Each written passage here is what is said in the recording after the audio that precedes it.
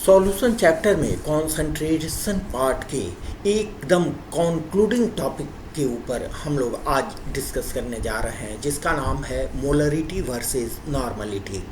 चूँकि हमने पाया कि नॉर्मलिटी को लेके बच्चे काफ़ी कंफ्यूज होते हैं, तो उनके कन्फ्यूजन को काफ़ी बिल्कुल दूर करने के लिए, ताकि जीरो लेवल के स्टूडेंट भी दोनों के बीच की जो खाई है, जो डिफरेंस है, उसको भर सकें, इसके लिए दोनों को एक साथ हमने कंपेयर किया है। आइए सबसे पहले देखते हैं कि इसमें हम लोग क्या क्या कंपेयर करने जा रहे हैं। सबसे पहले कंपेयर करेंगे इसका दोनों का डेफिनेशन, मोलरिटी और नॉर्मलिटी का डेफिनेशन, दोनों का कंपैरेटिव स्टडी करेंगे। डेफिनेशन के आधार पर दोनों के स्ट्रेंथ के फॉर्म में दोनों को कैसे कंपेयर करेंगे, उसके डिफरेंट जो एक्सप्रेशंस हैं वो क्या दोनों एक दूसरे के कंपेरेबल हैं कि नहीं, आप देखोगे। यहाँ परसेंटेज मास और डेंसिटी के टर्म में अगर मोलरिटी और नॉर्मलिटी को एक्सप्रेस करें तो वो एक दूसरे से कितने नज़दीक दिखेंगे आपको। और मोलरिटी और नॉर्मलिटी दोनों के लिए डाइल्यूशन और मिक्सिंग का एक्सप्रेशन कितना एक दूसरे से सिमिलर है, इसको भी देखेंगे। मास, परसेंटेज और डेंसिटी के एक्सप्रेशन को देखेंगे, डिफरेंट एक्सप्रेशंस देखेंगे, ठीक है। इफेक्ट ऑफ टेम्परेचर को भी, दोनों के ऊपर क्या इफेक्ट पड़ता है, इसको भी हम लोग देखेंगे। तो आइए एक एक करके शुरू करते हैं। अब इसमें हमने चूँकि टाइम को कम टाइम में अधिक मटेरियल्स आपको प्रोवाइड कर सकें, इसके लिए हमने क्लिपवाइज स्टडी यहाँ रिप्रेजेंट किया है। आइए देखते हैं।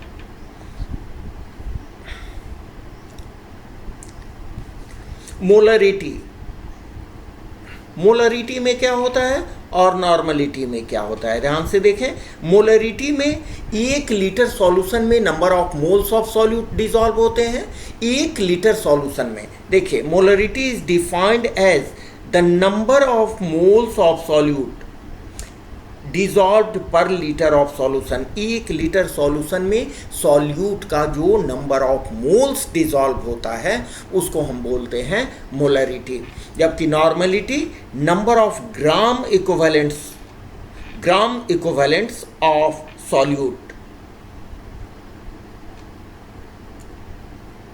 Number of gram equivalents of solute dissolved per litre of solution.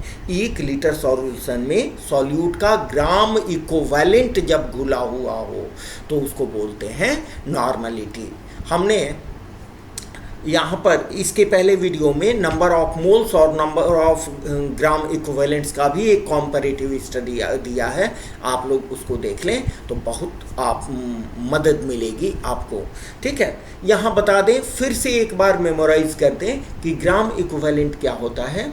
Gram equivalent होता है जो, जैसे नंबर ऑफ मोल्स में given mass bye molecular mass होता है, वैसे ग्राम इक्विवेलेंट्स में given mass of solute bye equivalent mass of solute. यहाँ इक्विवेलेंट मास एक नया टर्म ऐड होता है, और इक्विवेलेंट मास का value base, acid, base, salt, oxidizing, reducing agent सबके लिए डिफरेंट करते हैं depending upon their combining capacity during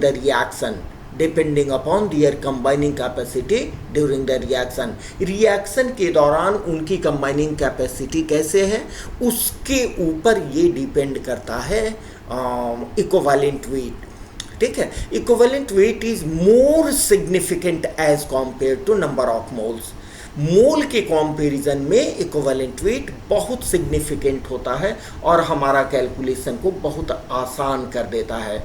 यही कारण है कि नॉर्मलिटी को भी हम डीपली स्टडी करते हैं, ताकि हमें और अधिक और सिंप्लीफाइड वे में हम कैलकुलेशन कर सकें। चलिए, तो यहाँ मोलरिटी इज इक्वल टू, इस डिफिनीशन के आधार पर मोलरिटी का जो मैथमेटिकल रिलेशन निकलेगा वो होगा number of moles of solute divided by volume of solution in litre. जबकि नॉर्मलिटी का जो एक्सप्रेशन निकलेगा, N, नॉर्मलिटी को कैपिटल N से कैपिटल N से रिप्रेजेंट करते हैं, जबकि मोलरिटी को कैपिटल M से रिप्रेजेंट करते हैं। आपने पिछले वीडियो सब में भी देख लिया होगा। तो नॉर्मलिटी इज इक्वल टू हो गया number of gram equivalent of solute, देखिए यहाँ पर, जबकि यहाँ पर है number of moles of solute. समझ रहे हैं? तो नंबर ऑफ मोल्स और नंबर ऑफ ग्राम इक्विवेलेंट्स इसी का डिफरेंट है। ठीक है, अब देखिए इसके आधार पर मोलरिटी का यूनिट क्या हो गया, mole by litre is equal to mole per litre, जिसको हम मोल लीटर इनवर्स में के रूप में भी लिखते हैं। जबकि नॉर्मलिटी का यूनिट हो जाएगा ग्राम इक्विवेलेंट, ऊपर में है, नीचे में है लीटर, तो ग्राम इक्विवेलेंट बाई लीटर, जिससे हमारा यूनिट आएगा नॉर्मलिटी के लिए ग्राम इक्विवेलेंट पर लीटर। आप जानते हो कि इसको हम ऐसे भी लिख सकते हैं, ग्राम इक्विवेलेंट लीटर इनवर्स। समझ रहे हैं? तो यहाँ भी देखिए मोल पर लीटर और यहाँ ग्राम इक्विवेलेंट पर लीटर।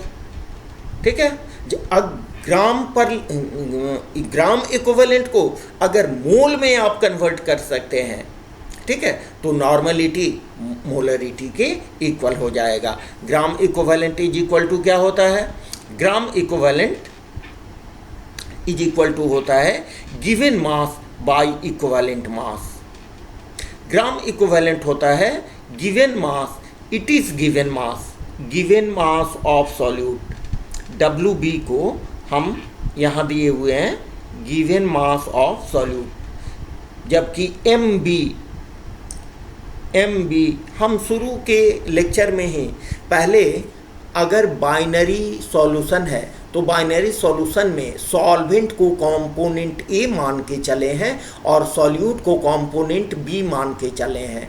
तो सॉल्यूट से रिलेटेड जितने भी फिजिकल प्रॉपर्टीज हैं, उनका मास हुआ, उनका मॉलिक्यूलर मास हुआ, मास को WB, मॉलिक्यूलर मास को MB से रिप्रेजेंट करते आ रहे हैं। तो यहाँ हमने लिख भी दिया है MB is equal to molecular mass of solute. तो यहाँ देखिए molarity capital M is equal to given mass of solute by volume of solution in litre divided by molecular mass. Number of moles के लिए यहाँ number of moles of solute जो था, तो number of moles is equal to क्या होता है आपका, number of moles N is equal to given mass of solute divided by molecular mass of solute. तो हमने क्या किया है, number of moles of solute के बदले यहाँ दे दिया है given mass of solute divided by molecular mass of solute. ठीक है, जबकि नॉर्मलिटी के केस में आप क्या देख रहे हैं कि यहाँ गिवन मास ऑफ सॉल्यूट को हम equivalent mass E is equivalent मास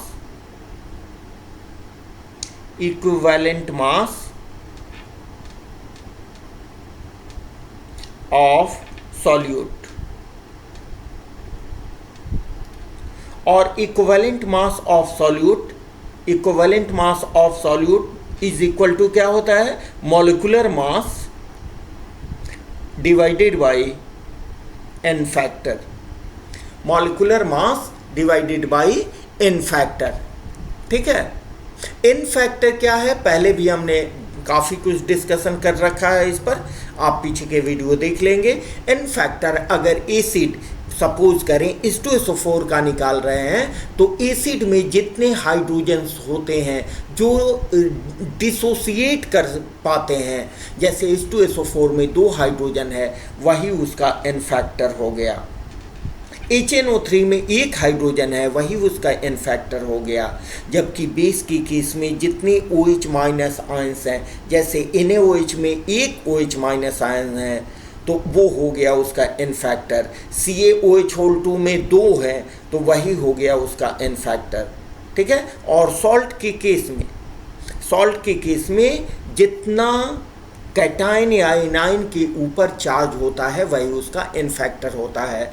तो इन तीनों के केस में मॉलिक्यूलर मास को अगर n फैक्टर से डिवाइड कर दें, n फैक्टर से डिवाइड कर दें तो हमें इक्विवेलेंट मास मिल जाएगा। तो यहाँ पर देखें, अगर जिस केस में जिस कंपाउंड के लिए n का वैल्यू अगर 1 हो तो वैसी स्थिति में इक्विवेलेंट मास मॉलिक्यूलर मास के इक्वल हो जाएगा, इक्विवेलेंट मास मॉलिक्यूलर मास के इक्वल हो जाएगा, और वैसे सिचुएशन में मोलरिटी नॉर्मलिटी के इक्वल हो जाएगी। ठीक है, अब देखें यहाँ पर given mass of solute by volume of solution in litre, ये एक्सप्रेशन रिप्रेजेंट करता है strength of solution gram per litre में। Strength of solution in gram per litre, gram per litre, strength of solution in gram per litre. तो इसके बदले हमने यहाँ लिखा है strength of solution in gram per litre, और इसके बदले यहाँ हमने लिख दिया, तो आपका क्या बच गया 1/mb। देखिए यहाँ 1/mb हमने लिखा है। तो इस फॉर्मूला से आप कैलकुलेट कर सकते हो strength of solution is equal to molarity multiplied by molecular mass of solute. देखिए mb इधर आएगा तो मल्टीप्लाई हो जाएगा, यहाँ पर देखें। ठीक है, जबकि हम इससे भी स्ट्रेंथ निकाल सकते हैं। इससे देखिए ये हुआ आपको given mass of solute divided by volume of solution in litre. ठीक है, तो ये भी ग्राम पर लीटर हुआ। तो n के लिए भी आप लिख सकते हो, n के लिए भी लिख सकते हो strength of solution, strength of solution, और यहाँ क्या बच गया आपको इनटू 1/इक्विवेलेंट वेट, 1/इक्विवेलेंट वेट। ठीक है, तो यहाँ पर स्ट्रेंथ ऑफ सॉल्यूशन क्या आ जाएगा, स्ट्रेंथ ऑफ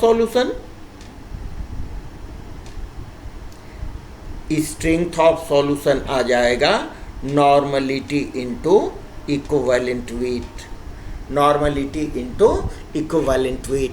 जबकि इसमें स्ट्रेंथ ऑफ सॉल्यूशन क्या आएगा, molarity into molecular mass, molarity into molecular mass. ठीक है, तो इक्विवेलेंट वेट को आप फर्दर रिड्यूस कैसे कर सकते हैं, n into equivalent mass is equal to molecular mass divided by n factor, molecular mass divided by n factor. समझे? ठीक है, चलिए नेक्स्ट देखते हैं। When volume of solution is given in millilitre, अगर वॉल्यूम ऑफ सॉल्यूशन को volume of solution आपको millilitre में दिया गया है तो क्या करेंगे, यहाँ वॉल्यूम ऑफ सॉल्यूशन मिलीलीटर है, इसमें डिवाइड करेंगे 1000 से, ये 1000 ऊपर जाएगा तो WB इंटू 1000 और MB into V solution in millilitre. ठीक है, ये हो जाएगा आपको मोलरिटी का एक्सप्रेशन। जबकि यहाँ पर क्या होगा, मॉलिक्यूलर मास के बदले molecular mass by n, that is equal to equivalent mass, it is equal to equivalent mass. EB means equivalent mass of solute. तो ये इसका फॉर्मूला हो जाएगा। ठीक है, दोनों के डिफरेंस को बिल्कुल क्लियर वे में लिखा गया है। अगर सॉल्यूशन में जो सॉल्यूट दिया गया है वो मास परसेंटेज के रूप में दिया गया हो, उसकी डेंसिटी दी गई हो, तो वैसी स्थिति में आप मोलरिटी का एक्सप्रेशन पहले भी देख चुके हैं, x percentage into 10 into D, जहाँ पर d है डेंसिटी ऑफ सॉल्यूशन और x परसेंटेज है 100 ग्राम सॉल्यूशन में सॉल्यूट का मास। ठीक है, यहाँ लिख दिए हैं where x percentage is equal to WB means mass of solute per 100 grams of solution. जबकि नॉर्मलिटी के केस में क्या हो जाएगा, ये दिस बाई n फैक्टर, ठीक है। तो n फैक्टर ही दोनों के बीच डिफरेंस क्रिएट कर रहा है, that is combining capacity of a compound. समझे? चलिए नेक्स्ट आए, relationship between molarity and normality.